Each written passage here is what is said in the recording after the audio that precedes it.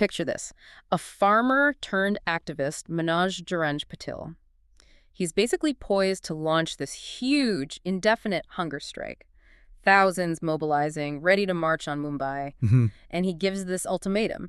The Maharashtra government, you've got until August 26, 2025, to grant his community this right they've been demanding for ages. Right, a hard deadline. Exactly. And then, boom, on that very day the government moves. It feels like a strategic play, a direct response trying to head off potential unrest, this massive escalation. Definitely looks that way. So today, we're taking you on a deep dive into, well, exactly how this moment happened. We've really spent time getting into the layers of history here, the complex social stuff, and the intense politics behind it all. And, what we found is that this isn't just some dry policy debate. For you, the listener, it really gets to the heart of identity, doesn't it? Economic opportunity, too, and that ongoing, often really difficult search for social justice in a society as diverse as India's. This decision, August 26th, 2025, it's got Maharashtra buzzing, absolutely buzzing. And the fallout, the implications, they go way beyond just the state borders. Okay, right. Let's unpack this then. Our mission for this deep dive to really understand the Maharashtra government's landmark decision, merging the Maratha community with the Kunbi caste. For inclusion under the other backward classes, the OBC category, yeah. We're going to explore the incredibly deep historical roots. This isn't new. The decades-long struggle that's defined this whole movement. Who are the key players shaping this? And crucially, the massive legal and socio-political hurdles that are still ahead. It's a huge story. It really is. A story of power, protest, and this, well, relentless push for recognition. So let's get right into the core of that August 26th announcement. What we found is the government, led by Chief Minister Eknath Shinde, officially agreed to basically merge the Maratha and Kunbi identities for OBC status. What that means, practically, is Marathas, if they meet certain conditions, have the right historical documents. Right, the documentation is key. They can now access that 27% OBC quota in education, in government jobs. But this wasn't just a sudden policy idea, was it? What were the immediate pressures pushing them to act on that specific date? No, not sudden at all. You could almost feel the clock ticking publicly. We were watching this countdown, almost an ultimatum, set by Manoj Jarange Patil, that former activist. Wow. He'd set that very clear, very public deadline, August 26, 2025. That was the day. And he wasn't subtle about what would happen if the government didn't act. An ultimatum. What exactly was he planning? What was the threat that made the government jump on that particular day? Well, our research shows his planned agitation was huge. He had this massive protest march all mapped out, heading straight for Mumbai's Azad Maidan, set to start August 27th. It was the day after. Wow. Exactly. And that march was going to end with him starting an indefinite hunger strike from August 29th. So when the government makes its move on the 26th, it really looks like a direct strategic decision. A preemptive strike. Absolutely. Designed to stop that dramatic escalation, avoid the potential chaos. Plain and simple. Okay, here's where it gets really fascinating. Let's paint a clear picture of the Maratha community. They're about, 36% of Maharashtra's population, a huge group. Numerically dominant, yeah. Historically, they've wielded immense influence. Politics, culture. Just think, we found 11 of Maharashtra's 18 chief ministers came from this community. That's a striking number. It is. Yet, despite that prominence, that sheer numerical weight, their representation in government jobs is, only 15%. And in higher education, just 12%. It feels like a real paradox. How does that work? Such political dominance, but these low numbers. It's a really critical question and something we definitely grappled with. I think what that paradox shows is how power itself is changing in modern India, How so? Well, that historical political clout, often tied to land and older social structures, it just doesn't automatically mean economic security anymore for the majority of a large community, especially when farming declines and the economy shifts. Right, things change. Exactly. So it creates this deep disconnect. It pushes communities, even ones that seem politically strong on the surface, to look for state support through things like reservations. And we've seen this demand build since the early 2000s, driven by real economic hardship in rural areas, falling farm incomes, and this pervasive feeling of being left out despite the community's historical status. And that frustration, that sense of being left behind, that's what fueled the Maratha Kranti Morcha, right? This decentralized, but incredibly powerful movement that really exploded around 2016. That's right. I remember those images, these massive yet totally silent marches. Mumbai, Pune, Aurangabad, huge crowds. They brought the issue right onto the national stage, often without a single shout, which was somehow even more powerful. The silent marches were incredibly effective visually and symbolically. So what were their core demands? What were they asking for so forcefully? They were very clear. We sort of distilled them down. Number one, quotas in education and jobs. Number two, making it easier to get caste certificates. And number three, importantly, protections under the SCST Atrocities Act. Okay, that last one is significant. Protections usually meant for scheduled castes and tribes. Exactly. It speaks to a feeling of vulnerability despite their numbers. And at the very center of this recent push driving these demands is Manoj Jarange Patil, the farmer from Jalna district we mentioned. The key figure now, yes. His hunger strikes, these relentless marches, they've been absolutely pivotal, really forcing successive state governments to engage. And his core demand, the one that led to this decision, has consistently been recognize Marathas as Kunbis.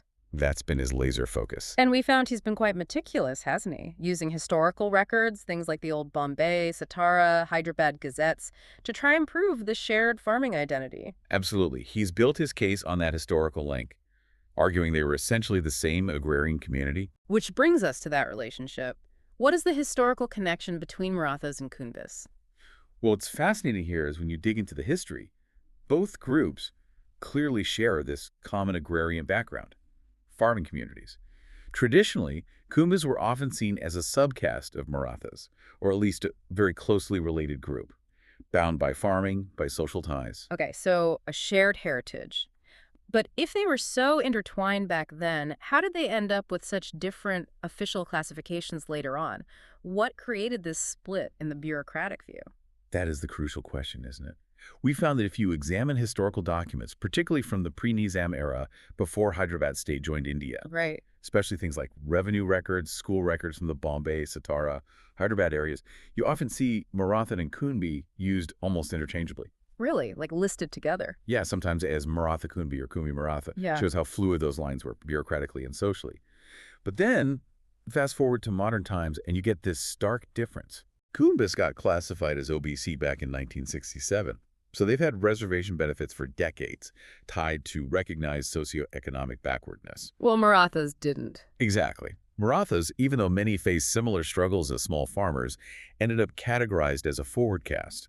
Jarange and others argue this whole distinction is, well, artificial. A bureaucratic creation that's unfairly denied Marathas their rightful OBC status all this time. And this latest decision wasn't totally out of the blue. There were steps leading up to it, right? We saw earlier government efforts. Yes, definitely groundwork was laid. Like in 2023, there was that Sandeep Shinde committee specifically set up to verify Kunbi records for Marathas. That focused on the Maratha region initially. And that actually led to some Kunbi certificates being issued, didn't it? For those with the old pre-Nizam documents. It did. It was a start. Then in 2024 came a draft notification to expand that idea to include Sage Soyar blood relatives of Marathas who had those Kunbi records. Okay, so widening the net a bit. How does this 2025 decision compare? Is it truly aiming for a full merger? I'd say it's definitely the boldest move so far. The earlier steps were more about finding existing Kunbi links within the Maratha community.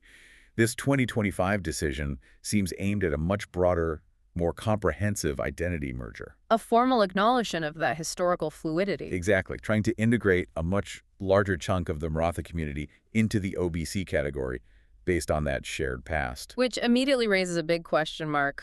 The legal challenge. This seems unavoidable. Oh, absolutely. Huge legal questions. Because the Supreme Court already ruled pretty clearly in 2021, didn't they? They struck down a previous 16% Maratha reservation. They did, citing two main reasons: breaching the 50% overall reservation cap, and crucially, classifying Marathas as a forward caste, not backward enough for quotas. So how does Maharashtra plan to get around that? I mean, they're walking right into a legal minefield, aren't they? They really are. Our research suggests they now have this massive task ahead, proving the Maratha community's socioeconomic backwardness all over again, but this time with incredibly solid data. Data the court will accept. Precisely. This likely means extensive surveys, analysis, Yeah? probably through bodies like the Maharashtra State Commission for Backward Classes. They need a watertight case to convince the courts this time, especially given the 2021 ruling. It's a very heavy lift. Okay, so a huge legal battle is almost certain. Let's pivot to the politics of it, because trying to satisfy Maratha activists with this decision, well, it definitely risks upsetting the existing OBC community, doesn't it? Hugely risky politically. And that OBC community is a massive vote bank, especially for the BJP, the ruling party. We're already hearing strong criticism from OBC leaders like Minister Chhagan Bhujbal, Yes, Bhujbal has been very vocal. calling it a backdoor entry for Marathas, warning that it could squeeze out smaller, maybe more vulnerable OBC groups. He's actually been pushing for a separate reservation for Marathas, hasn't he? Not putting them in the OBC pool. That's been his consistent position, keep them separate. So yes, the chief minister is walking an incredibly fine line here, trying to appease Maratha demands without losing OBC support. Both sides are watching extremely closely. It's a classic political tightrope. Absolutely. And it's worth remembering, Jarange himself actually rejected a 10% separate quota offer back in 2024. Oh, right. Why? His argument, his insistence, has always been on getting into the OBC category. He seems to believe standalone quotas are just less stable, more likely to get struck down legally compared to being part of the established OBC framework. Interesting calculation. So any policy like this, especially merging identities, needs to be legally bulletproof. Not just against the Supreme Court challenge, but against challenges from these dissenting OBC groups too. The political and legal stakes are just enormous. Okay, let's assume for a moment this merger actually holds up legally. What are the potential socioeconomic benefits? What does this mean for Marathas on the ground, especially in rural areas? Well, for many, it could be quite significant. Yeah. It would mean access to government jobs through the quota system, better chances at higher education seats, access to scholarships. Things that can really make a difference. Exactly.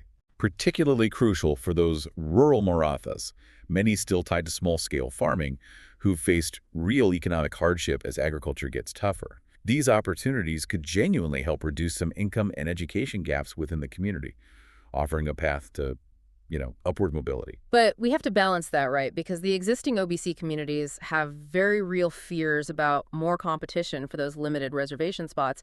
What's the core of their worry? It's a legitimate concern. You have many smaller OBC groups, some already struggling to get their fair share of the existing quota benefits. They worry that adding a huge numerically dominant group like the Marathas could just overwhelm the system. That the Marathas might end up taking a disproportionate share, effectively diluting the benefits for everyone else, especially the smaller groups. So it highlights this incredibly delicate balancing act the government has to perform. Absolutely. Trying to achieve fairness for one group without creating new unfairness or marginalization for others, it's about social harmony, really, not just shifting the burden. So the announcement is made, the potential impacts are huge. How has the public actually reacted? What's the immediate feeling on different sides? It's definitely a mixed bag from what we've seen. On one side, you have Maratha community leaders, people like Shraman Kakate, Maruti Babkar from the Maratha Kranti Morcha. They're celebrating this as a major victory, a result of their long struggle. Yeah, understandably. But even among them, there's this sense of caution. They know it's not over. Success depends on it holding up legally and, really importantly, how it gets implemented on the ground. Right, the practicalities. And it's not technically final. Yet, the government is actually inviting suggestions and objections to the draft rules until September 2025, so there's still a process. Okay. And on the other side, the OBC groups. Well, as we mentioned, their leaders are already preparing for a fight, a legal fight.